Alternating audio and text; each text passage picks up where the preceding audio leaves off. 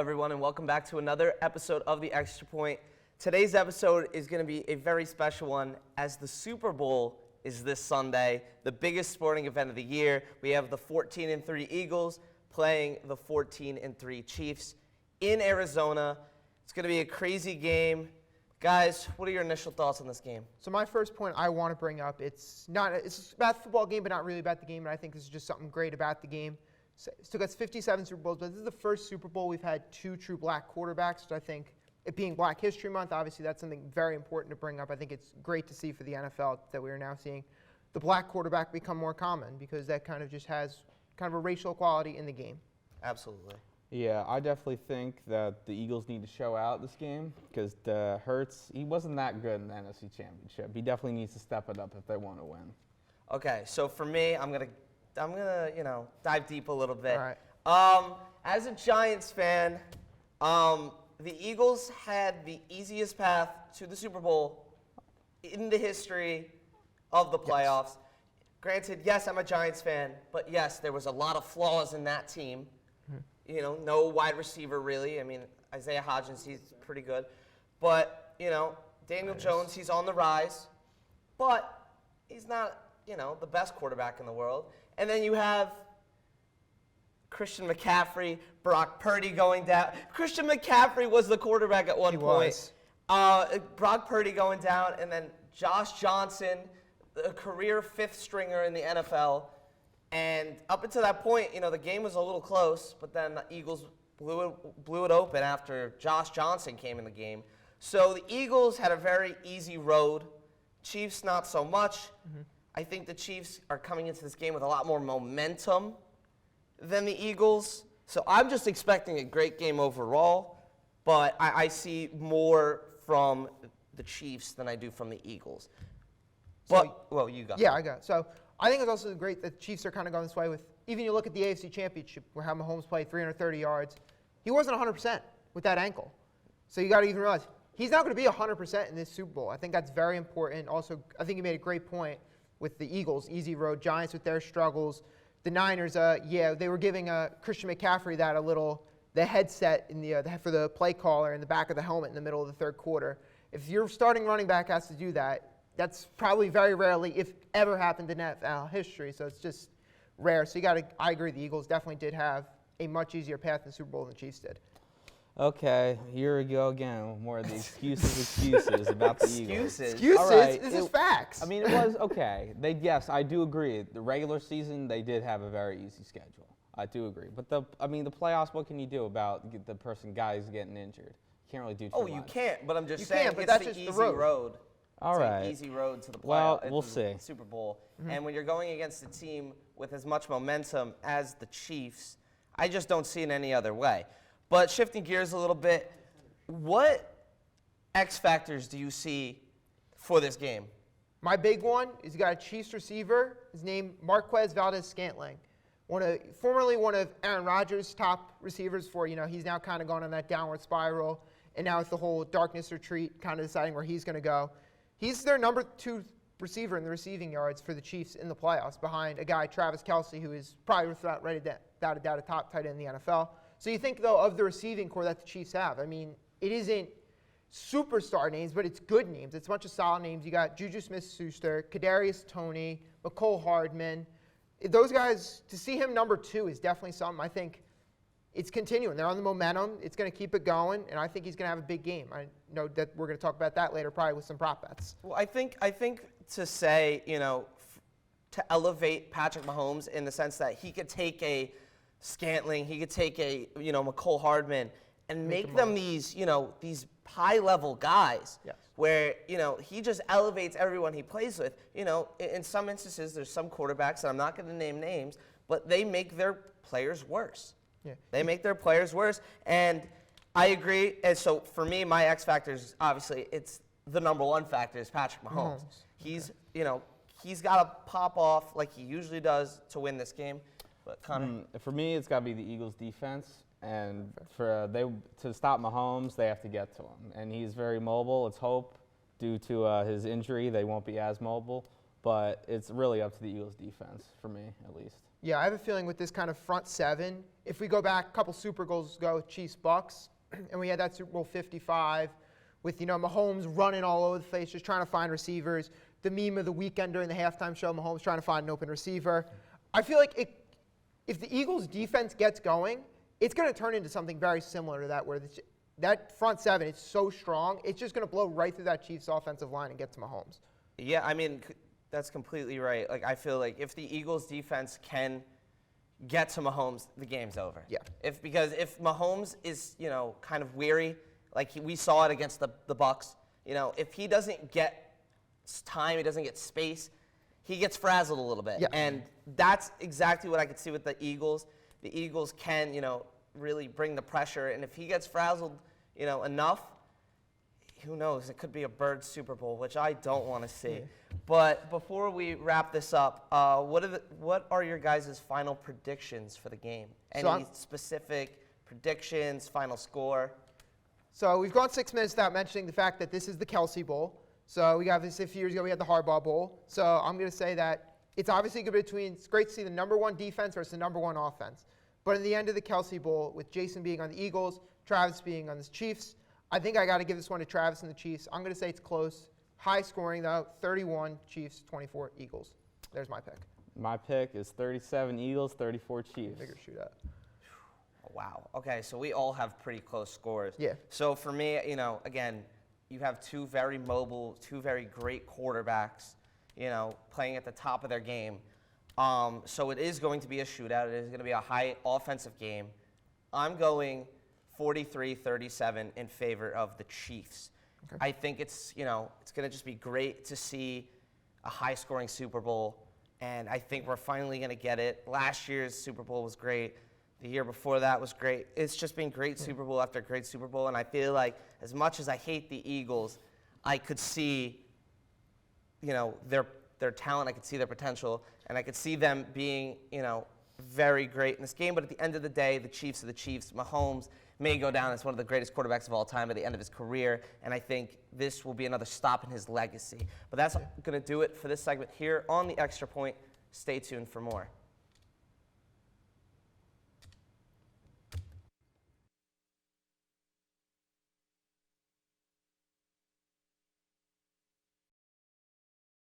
If I could go back and change it all,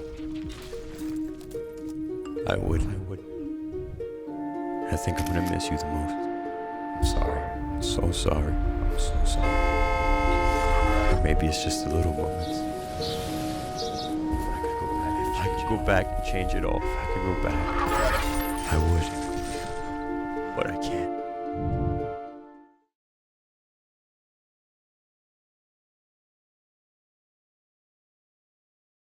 Christina from accounting. Yeah, hi. I used to date a girl named Christina. Oh, really? Yeah, and then she dumped me for my best friend. I thought we talked about this, buddy. Buzzing overshared again? Yeah. Yeah. I'm gonna call a car. That's a smart idea. Touchdown! Did you see that? Whoa, we scored? Yeah, we scored going to the playoffs. I can't believe I missed that. Every time I'm buzzed, I spend too much time on my phone. I should take your phone away. No. I'll call for a ride. Wait, why does my face look like that?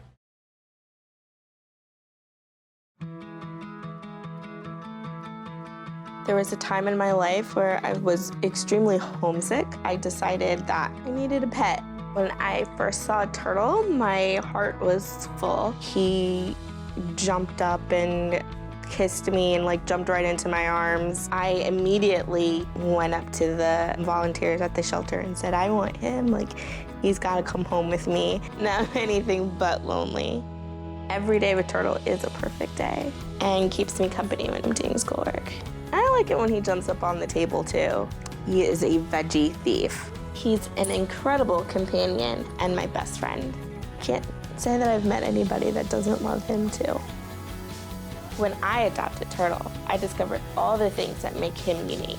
He's a little bit of a lot of things, but mostly he's all pure love.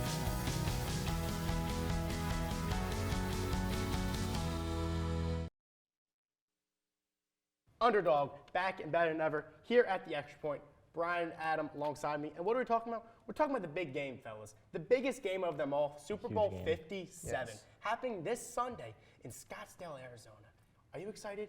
Because I'm excited. I am so excited. You know what the most thing I'm excited for the Super Bowl? It's not the teams. It's not the halftime show.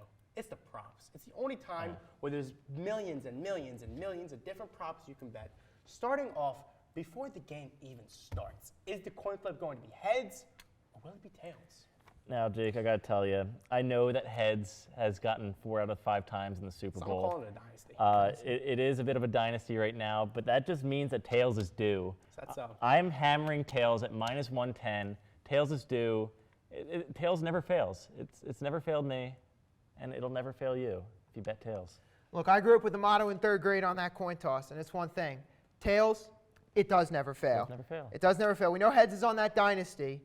Tails is coming for the greatest comeback in sports history. I'm I wanna taking ask you guys a tails at question. -110. You say tails never fails, but it's Yes. failed 4 of the last 5 times. It's due. It's But due it's for failing. one. It is failing, and it is failing hard. So guess what? I am a man of class. I am a man of dignity. When there is a winner, you pick the winner. Give me heads. Lock it in. All right, pick. whatever. I'm ignoring him. So, talk about before the game with the heads versus tails. Now let's go after the game, immediately after the game. The color of the beverage poured on the head coach, also known as Gatorade. Now, fellas, there's many different colors out there you can pick. You can pick green, you can pick orange, you can pick blue. You can be contrarian and say, oh, it's going to be water. Well, guess what? I'm not a coward. I'm not betting water. What am I betting? Orange. I don't care who wins. You know why I don't care who wins? Because if the Chiefs win, it's going to match their colors. Orange, Andy Reid, orange guy. Nick Sirianni, a real Philly guy. What if real Phillies are? They're hard, they're tough. Orange Gatorade, it just fits. All right, so I know the 3 of us were talking on here before we got going. We all had a pretty clear agreement on one thing. What is the best Gatorade color? Blue's the best. Blue, there you go. Glacier Freeze to be exact. Glacier Fleece, to be exact, that is correct. That's why I got blue. It's our favorite color. I know it's a small sample size, but I mean it's everyone's favorite color. We're going to go blue. It's at plus 350. I feel like that's kind of high. My opinion, good take. We're going to go blue at plus 350. Now, guys, I think you both have good picks. Thank you, Chef. There you go. Blue was the last Super Bowl winner's Gatorade color, and Potential back-to-back. Potential back-to-back. potential back-to-back. That'd be Get huge. on that dynasty. Orange was the color used by the Chiefs in the AFC Championship. It was the color used during their last Super So Bowl Andy win. Reid's a big orange guy. But He's also a big burger guy. I will say that the Eagles, in their last Super Bowl win and in their NFC Championship win this year, had yellow/green. I don't know what color they exactly call it. Lemon lime. So I'm taking that at plus 145. You know, I'm a Philadelphia guy, not exactly an Eagles fan, but I gotta ride with them. So I'm taking yellow/green. Okay, we just jumped from the beginning to the end. Let's go back to the beginning for the final outrageous prop, in my opinion. It's a national anthem. 2 minutes and 2 seconds, being sung by the one and only country music superstar, Chris Stapleton. Now, I feel like if you don't take the over on this, you don't know what you're doing. Chris Stapleton's a long singer. He's got to bellow those chords. He is going over 2 minutes. He's going over 3 minutes. This is about to be the longest national anthem in history, maybe even longer than the first quarter, some are saying. All right, so I will say I am the person that sits on my couch as a psychopath. I will pull up my phone when that national anthem comes out, and I will press the start button on the stopwatch. Anyways, I feel like every year it's over. And I feel like, again, you're saying Stapleton, guy who lengthens out his notes.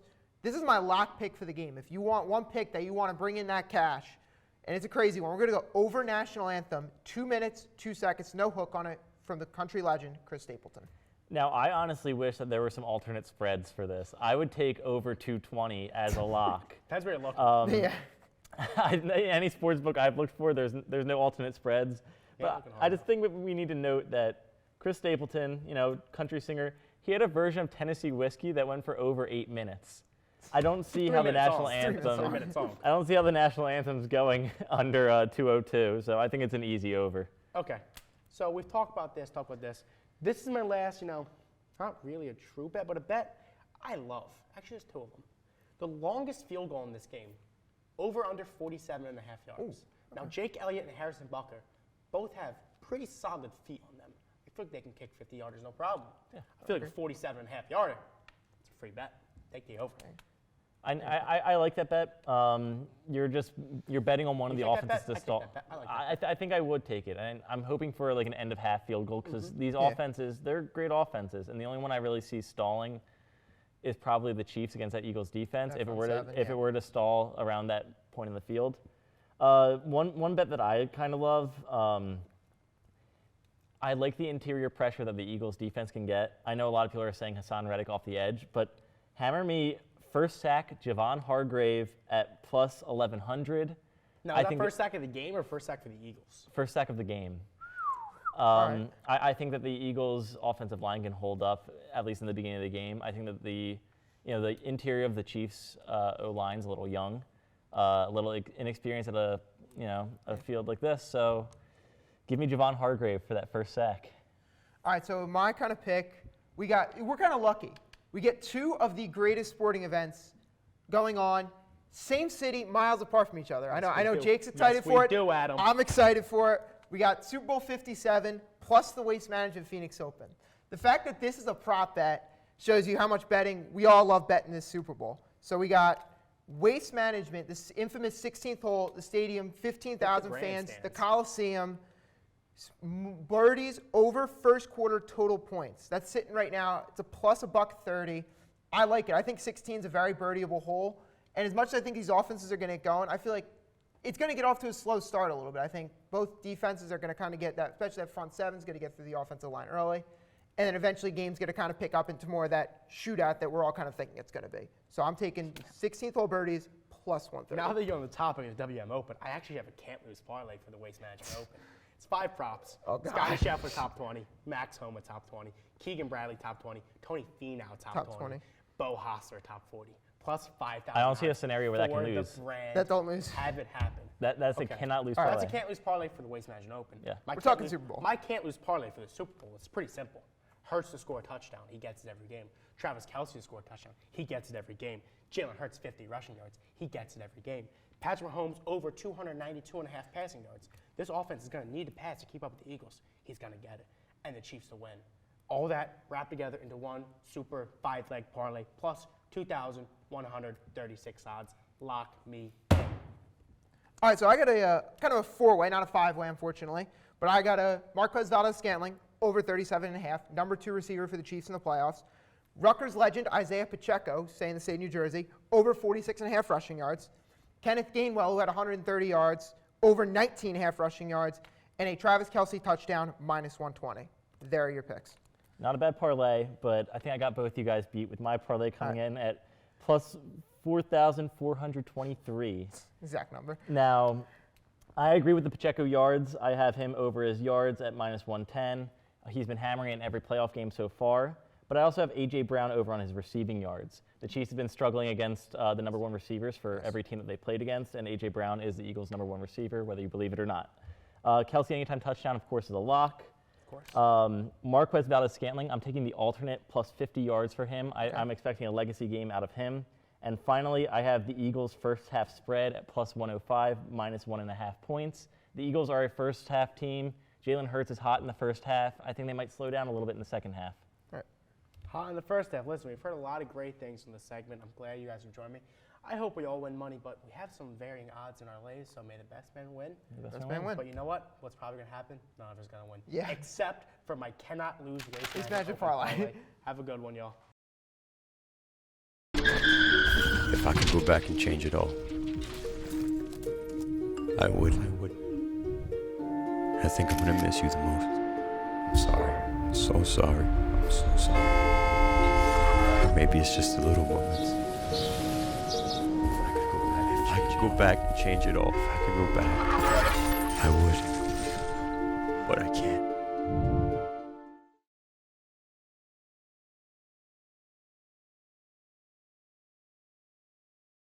Christina from accounting. Yeah, hi.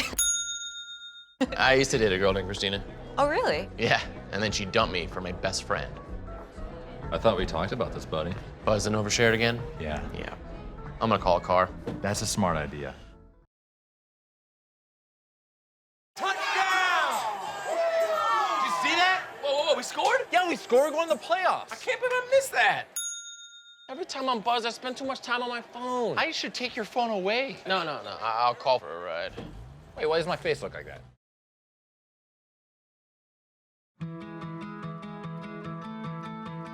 There was a time in my life where I was extremely homesick. I decided that I needed a pet. When I first saw Turtle, my heart was full. He jumped up and kissed me and like jumped right into my arms. I immediately went up to the volunteers at the shelter and said, I want him, like he's gotta come home with me. Now anything but lonely. Every day with Turtle is a perfect day and keeps me company when I'm doing schoolwork. I like it when he jumps up on the table too. He is a veggie thief. He's an incredible companion and my best friend. Can't say that I've met anybody that doesn't love him too. When I adopted Turtle, I discovered all the things that make him unique. He's a little bit of a lot of things, but mostly he's all pure love.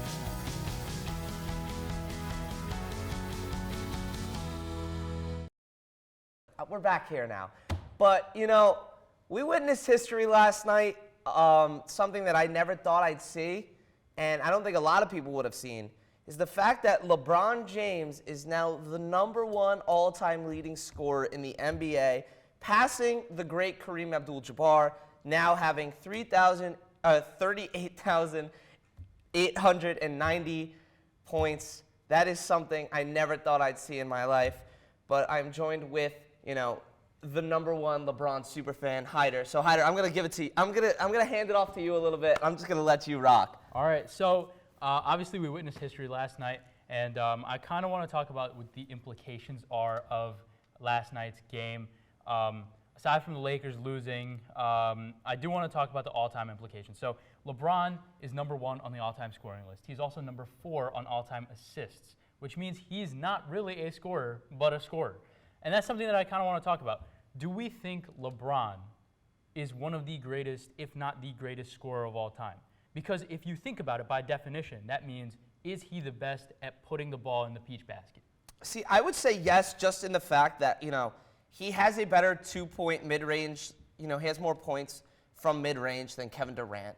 He has more points in the paint. He's more efficient than Jordan. He's more efficient in the paint than Jordan. So I think on all facets of the game, LeBron is one of, if not the greatest scorer. And I think this is, you know, a big factor into that. I mean, now he is the leading scorer of the league in general. He's 4th all-time in points per game, like career average.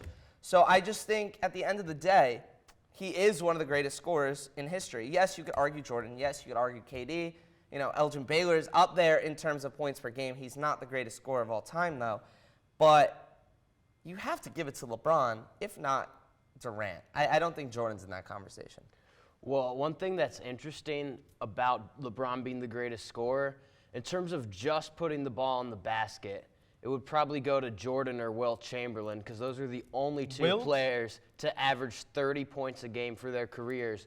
But LeBron is #1 all-time in points generated, meaning he has the most total points plus the most total assists. So in terms of overall impact on an offense, you can definitely say that LeBron impacts an offense better than any other player in NBA history. That Wilt Chamberlain comment is just, let's not even talk about that. He's not even in the same realm. He hasn't played at the same pace in any era, and that's just, whoa. Okay, but going back to the subject at hand, like we're looking at one of the best offensive-minded players of all time, and offense is not just, you know, scoring, but it's also assisting. I think there's not much LeBron really has to do to really be the greatest player of all time. Obviously, we saw a lot of people giving him his flowers yesterday, and they're continuing to give him his flowers today as well. But I think, you know, sure, LeBron is not necessarily 6-0, but he's, again, all-time scoring leader. He's the all-time scoring leader in basketball. He's #4 on the assist chart. He's a leader in blocks. He's a leader in steals. He's a leader in rebounds. Like, at what point do we look at LeBron and sort of like filter out the team successes out of all these players and just look at him as the individual talent and say, look, this is the best player of all time? Because I'm looking at him and I'm like, well, he's got 4 championships. He's got 4 MVPs. He's gotten robbed out of a couple of MVPs here and there. He's definitely gotten robbed out of the Defensive Player of the Year. There was a lot of politics that went behind the scenes with that.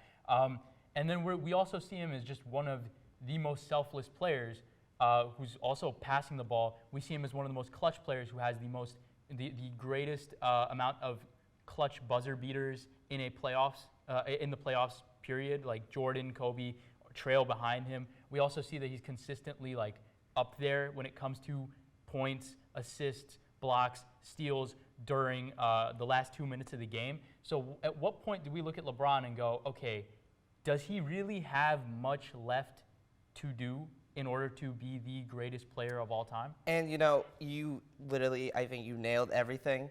But for me, and we're not going to get into the infamous Jordan Right, it's just what debate. does he have to do? I don't think there's much left. And something I always argue, and I argue to everyone, is the debate is pointless until LeBron's career is over. As we see, he's still got a lot left to prove. For instance, he still has records to break, like he just did last night. He has other records to break. What records? Well, he's fourth in assists. It's possible. You know what I mean? Like he's still. The thing is, he's doing this at age 38. No, I know. There's a lot of what ifs. 20th year. You still have a lot of what ifs with his career, though. He's averaging damn near 30, right? He is averaging 30. He is averaging 30. So he's playing at a very high level, at a level we have seen him play before in the past. It's pretty much like he has not aged, right? Yeah, we've seen some injuries here and there, but the way he's been playing has been the same. If not, the game is easier for him. So I'm really trying to understand, like Jordan at year 15 on the Wizards was not playing at this ease.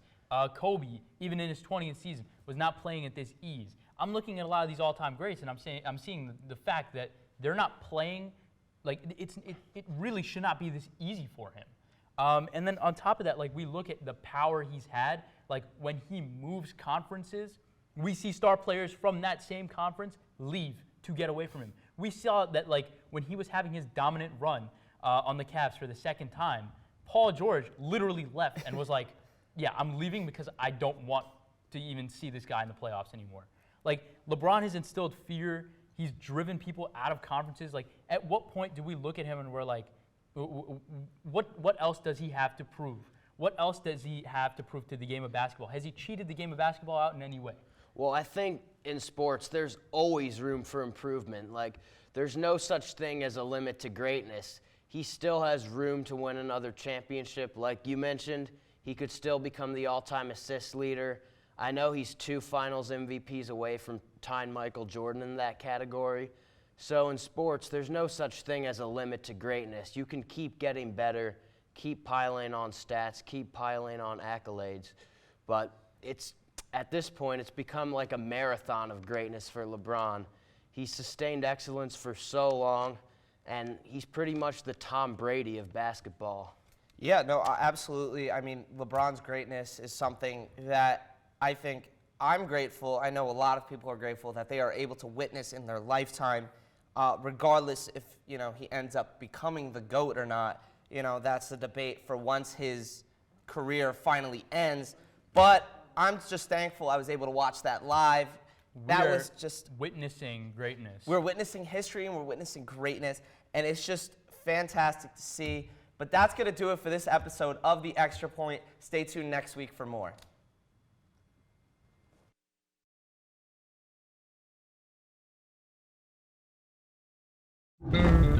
Whopper, Whopper, Whopper, Whopper, Junior, Double, Triple, Whopper, Flame Grill taste with perfect toppers. I rule this day.